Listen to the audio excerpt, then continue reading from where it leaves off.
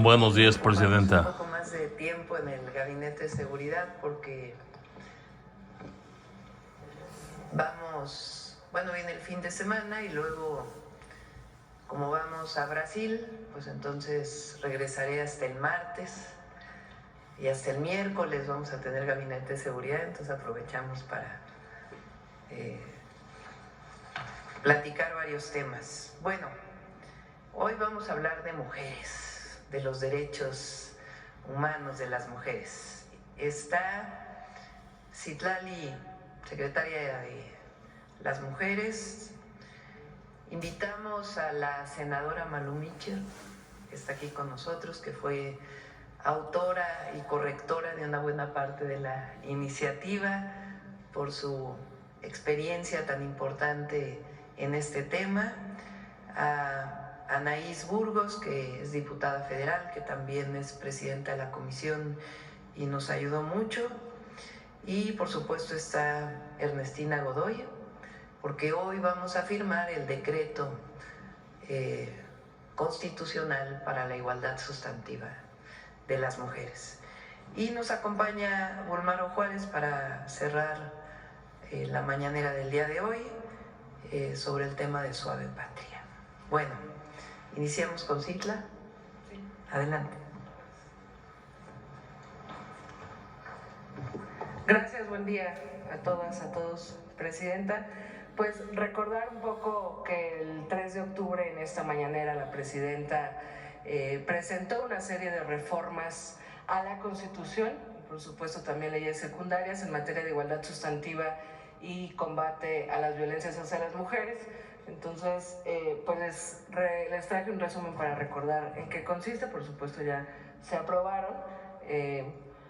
El 24 de octubre ya fueron aprobadas por unanimidad, primero en la Cámara de Diputados, en la Cámara de Senadores, todos los senadores acompañaron estas reformas, luego en la Cámara de Diputados el 5 de noviembre, y esta reforma ya fue aprobada también por 26 congresos locales. Con ello termina su ciclo y la Presidenta está en condiciones de firmar el decreto para publicarse en el Diario Oficial de la Federación y a raíz de eso entrar en vigencia.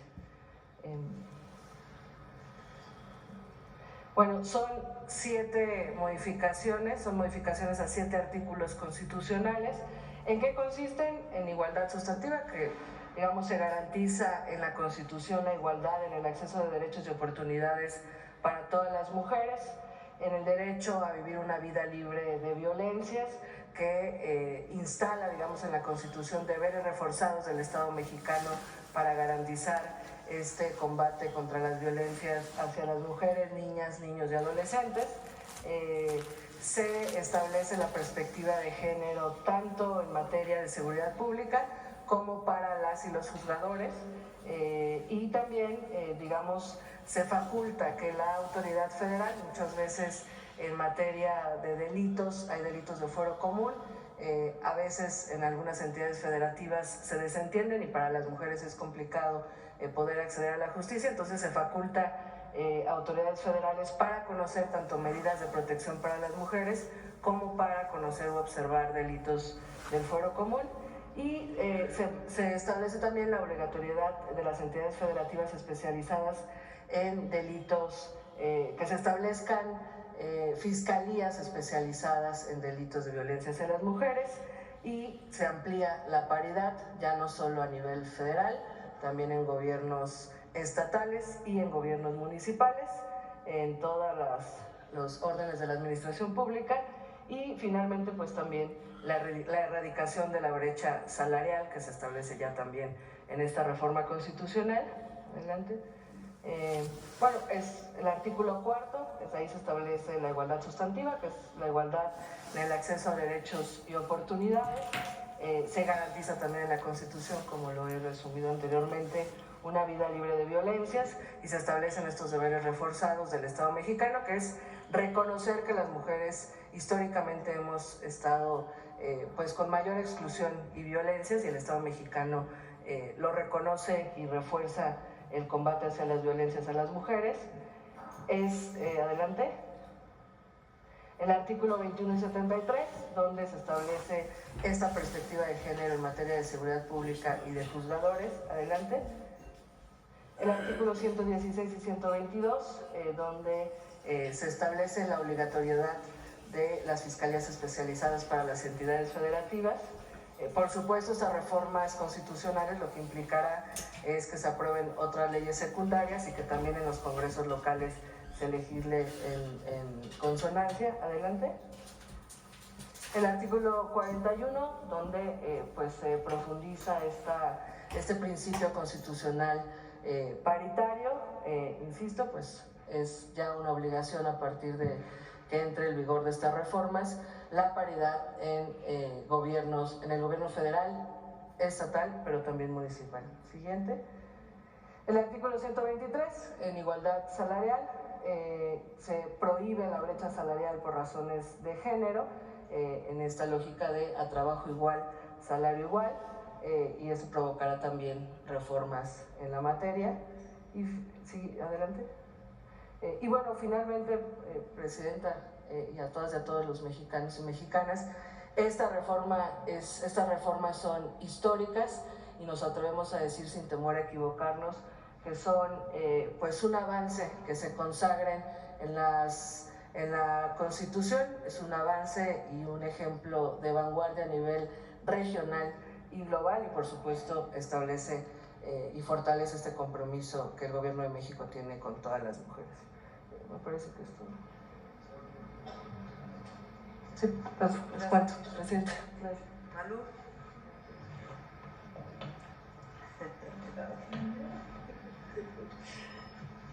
Ay, Dios mío, buenos días, Presidenta.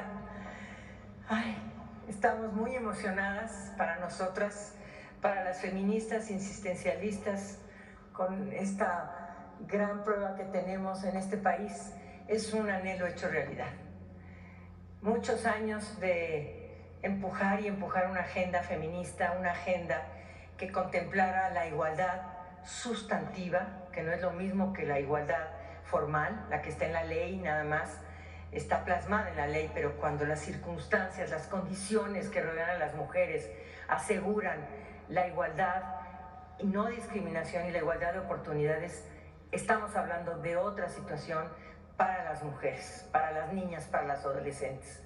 Y por supuesto hablar de la perspectiva de género, de ponernos estos lentes obligadamente para juzgar, para elaborar programas, presupuestos, acciones, pues asegura disminuir la brecha de desigualdad en el acceso al ejercicio de nuestros derechos. Y esto es histórico para nosotras porque puede estar en una ley secundaria, pero en una constitución creo que difícilmente podríamos hablar de algún otro país en Latinoamérica que lo tuviera.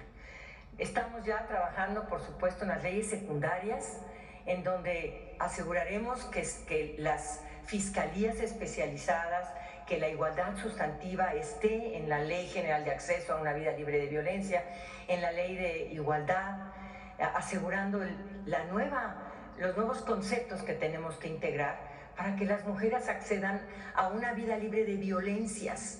Hablar de violencias es hablar de que una violencia viene siempre acompañada de otra, pero que esté en la Constitución es de verdad un anhelo histórico que le agradecemos desde el fondo de nuestro corazón feminista a nuestra líder feminista en este país. Todo esto es una extraordinaria iniciativa que nos envió la Presidenta, que ya se va a publicar, y ahora en estas leyes secundarias pues estaremos dándole carnita, si así se puede decir, a las leyes de igualdad, a la ley de acceso a una vida libre de violencia, a la ley federal del trabajo, donde hablaremos, por supuesto, de qué significa la brecha salarial, cuáles son las causas que originan esta brecha salarial, la violencia, la falta de oportunidades, hasta los lugares donde viven, el acceso a la educación, a los servicios, provocan esta brecha salarial por ser mujeres. Y esto es lo que no quiere ya la Presidenta, y estamos trabajando sobre ello, que seguramente en los 16 días de activismo, Presidenta, se lo entregaremos a las mujeres en este país, a las mujeres, a las adolescentes y a las niñas. Muchas gracias, muchas gracias.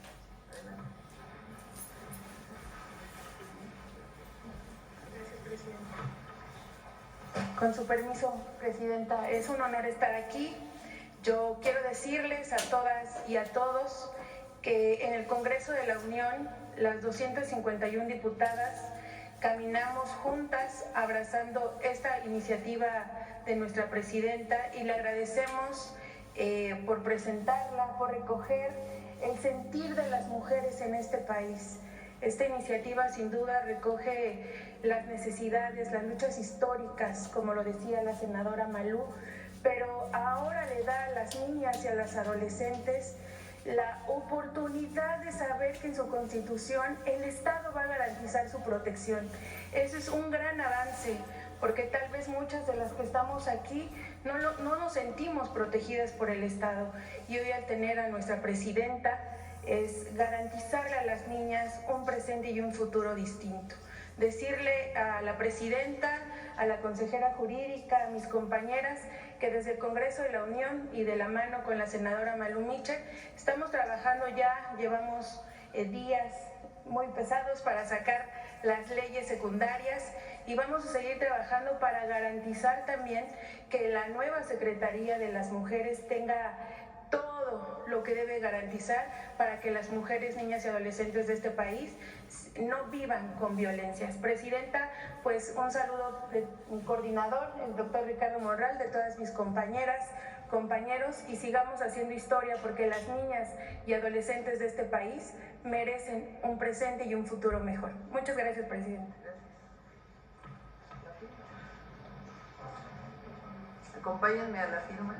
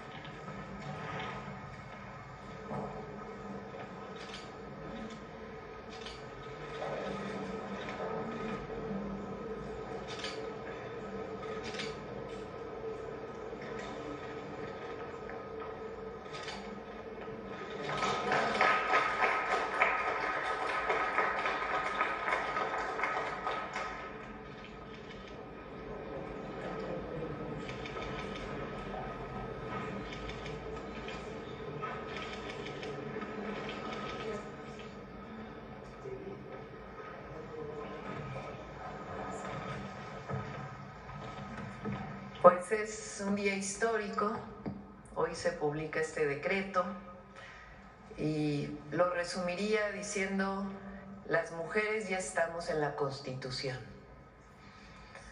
Nuestros derechos están garantizados en la Constitución política de los Estados Unidos mexicanos. Hay un reconocimiento de la desigualdad histórica, de tal manera que no solo es el acceso a la educación, a la salud, a todos los derechos, sino también un reconocimiento de esa desigualdad histórica y que por lo tanto tiene que ser abiertos todos los espacios para poder resolver esa desigualdad histórica para las mujeres. Así que el día de hoy se publica y las mujeres mexicanas ya somos parte de la Constitución política de los Estados Unidos mexicanos.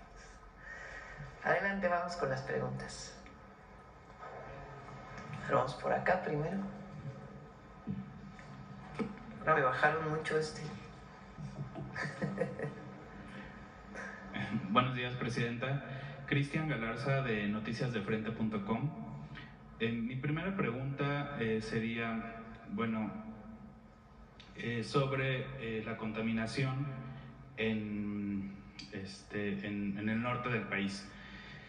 De acuerdo a artículos publicados en medios nacionales como La Jornada y BBC, Mexicali, capital de Baja California, es la ciudad más contaminada de Norteamérica y del mundo. Al ser un valle ocurren en invierno situaciones similares a las del Valle de México, con inversión térmica y niveles de contaminación muy dañinos para la salud, lo cual ha causado estragos en la salud de niños y adultos mayores. Conociendo su expertise en políticas de medio ambiente, los ciudadanos cachanillas quisieran saber si puede apoyar junto con el gobierno estatal y la Secretaría del Medio Ambiente a implementar medidas como un programa Hoy No Circula y cierre de empresas contaminantes como Sahori y Spectrum Brands, solo por mencionar dos de las más contaminantes en la zona. Para reducir la contaminación no necesariamente, primero hay que ver los niveles. Los niveles de contaminación atmosférica se miden con aparatos especiales. La zona metropolitana del Valle de México tiene una red de monitoreo atmosférico desde hace ya muchos años que se ha ido actualizando y que tiene medidas al segundo de la contaminación. Entonces, primero hay que ver los niveles de contaminación para saber si lo que se menciona en estos reportajes es cierto. Segundo, para disminuir la contaminación, lo que tiene que hacerse es disminuir las fuentes de contaminación. Y para conocer las fuentes, o sea, qué contamina, pues hay que hacer un inventario de emisiones, que eso significa medir en las fábricas, los autos. No en todos lados funciona el Hoy No Circula, no en todos lados hay que cerrar plantas, sino sencillamente que haya tecnologías que disminuyan las emisiones en fábricas.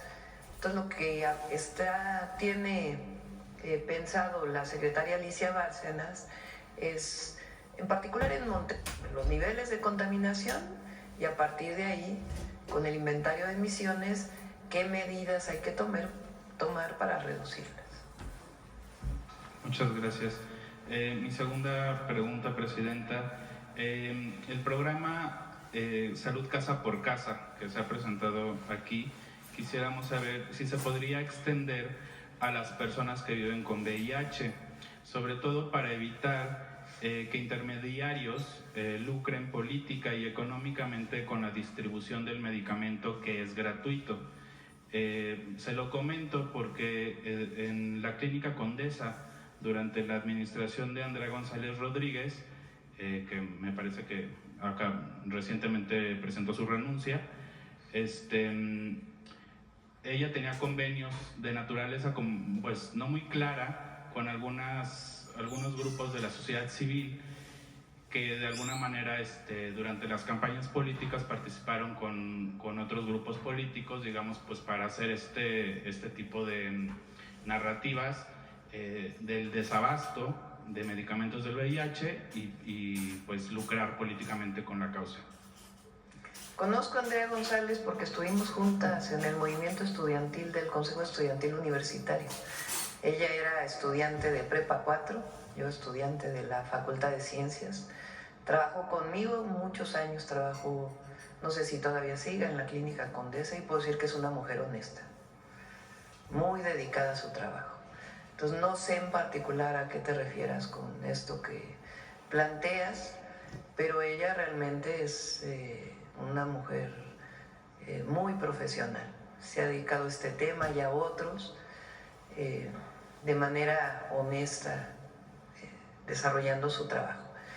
Evidentemente hay que apoyar a todas las personas que tienen VIH o SIDA. Y para ello, pues, Secretaría de Salud debe garantizar los medicamentos. Salud Casa por Casa es otro programa, que es para las y los adultos mayores, para poder detectar enfermedades, particularmente diabetes, hipertensión, que eviten que lleguen a casos graves de salud. Pero de Andrea yo tengo otra opinión. En todo caso, si hay algo que demuestre lo contrario, pues que se presente. Y a todas las personas que tienen VIH o SIDA, además de las medidas preventivas, pues que tengan acceso a los medicamentos. Muchas gracias, Presidente.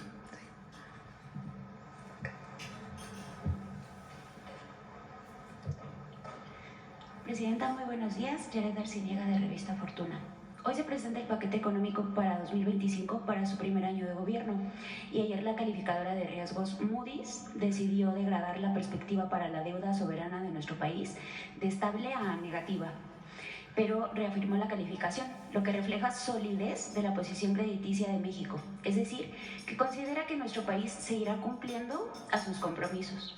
Porque entonces la agencia calificadora se centra en un supuesto debilitamiento institucional para lanzar una advertencia a los inversionistas cuando también reconoce que México cuenta con un historial de cumplimiento y reafirma la calificación debido al sólido historial del Gobierno de México en la implementación de políticas fiscales y monetarias que garantizan la estabilidad macroeconómica.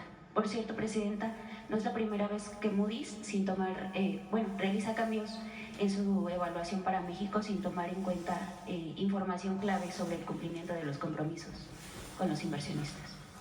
Sí, no sé por qué hay supuestamente debilitamiento institucional. Tendrían que dar más argumentos o prueba para ello. Muchas veces estas calificadoras pues están orientadas a evaluar a partir de un modelo económico. Ese es, digamos, como fueron construidas, más allá de criticar o no a una calificadora. Ese es el modelo con el cual califica. Y todos sabemos que a partir de 2018 el modelo económico en nuestro país cambió. Es un modelo basado en la austeridad republicana, en la economía moral, en reorientar presupuesto para programas sociales, para derechos e inversión pública.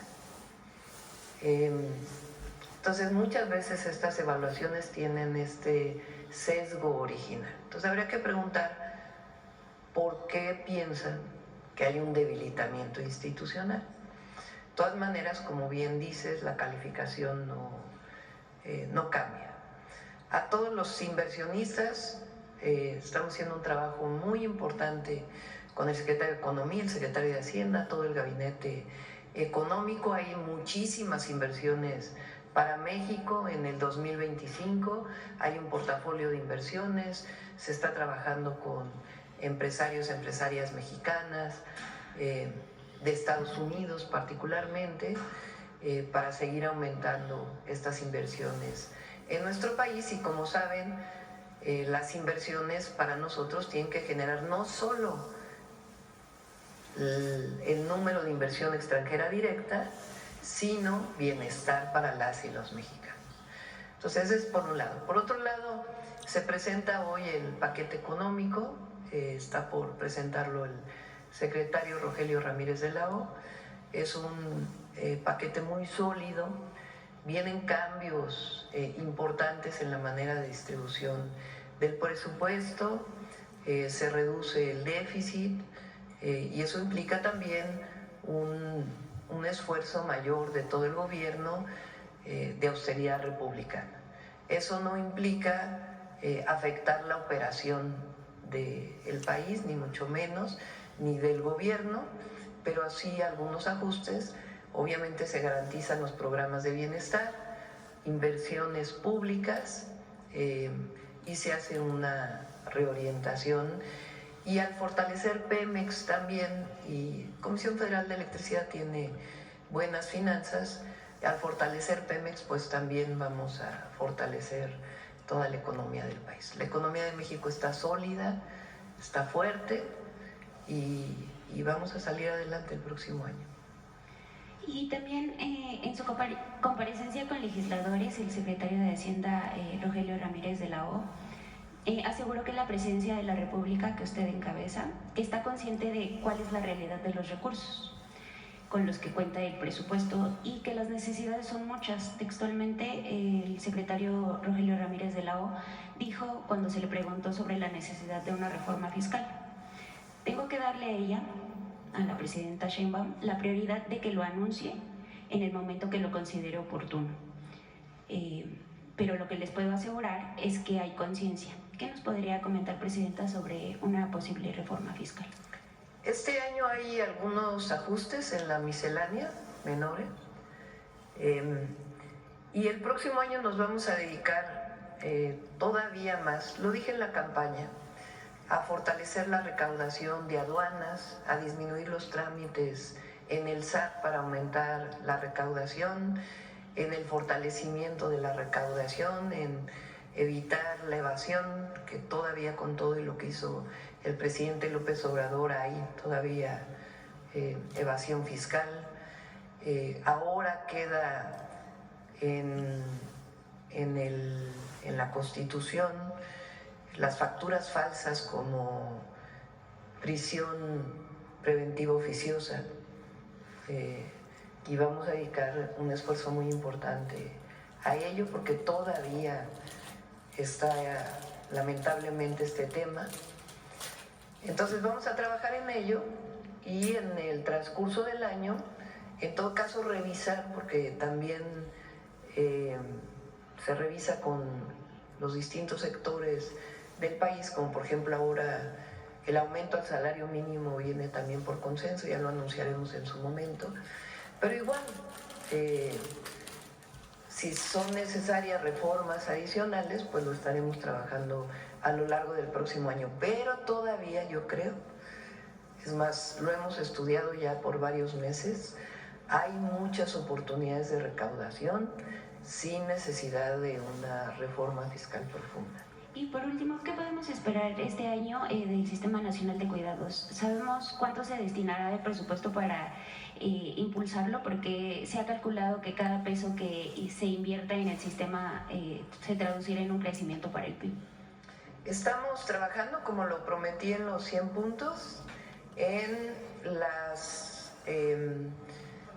centros de cuidado, educación inicial, particularmente para Ciudad Juárez, inician el próximo año con el Instituto Mexicano del Seguro Social.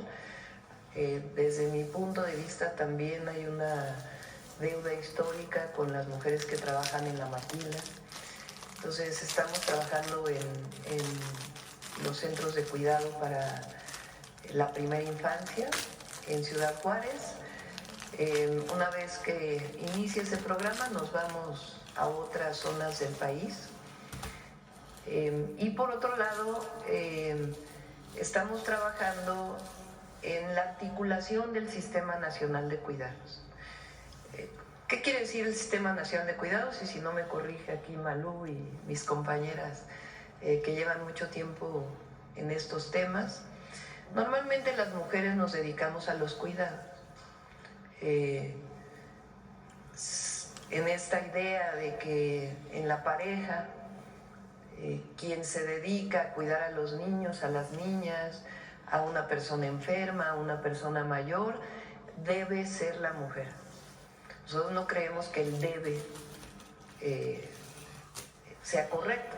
Hay que participar la pareja y todos en el cuidado del hogar y de los que pertenecen a la familia, o las y los que pertenecen a las familias. Pero muchas veces o históricamente el cuidado ha recaído en las mujeres.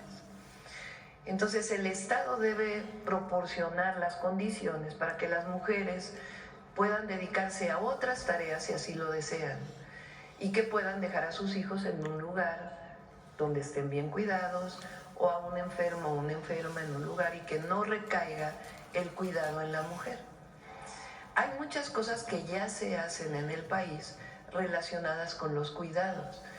La propia pensión universal adulto mayor tiene que ver con eso. Y hay otras acciones. Entonces, primero hay que construir el sistema nacional de todas las acciones que ya se hacen que puedan ser parte de este gran sistema nacional de cuidados. Y además, pues dedicar recursos justamente para centros de cuidado infantil. No digo estancias infantiles porque ese nombre se pervirtió, porque en realidad fue un negocio en la época neoliberal, particularmente en la época de Calderón. Entonces no le llamamos estancias infantiles, sino realmente, hoy está en la Constitución, en el tercero constitucional, centros de educación inicial, porque la educación empieza desde la primera infancia y además de cuidado. Entonces vamos a ir fortaleciendo, empezamos con el apoyo a las mujeres de la maquila y también a las jornaleras agrícolas, que son donde más se requiere, son parte de las poblaciones de mayor vulnerabilidad. Entonces iniciamos ahí y después vamos a ir construyendo todo el sistema nacional. ¿Bien? Adelante.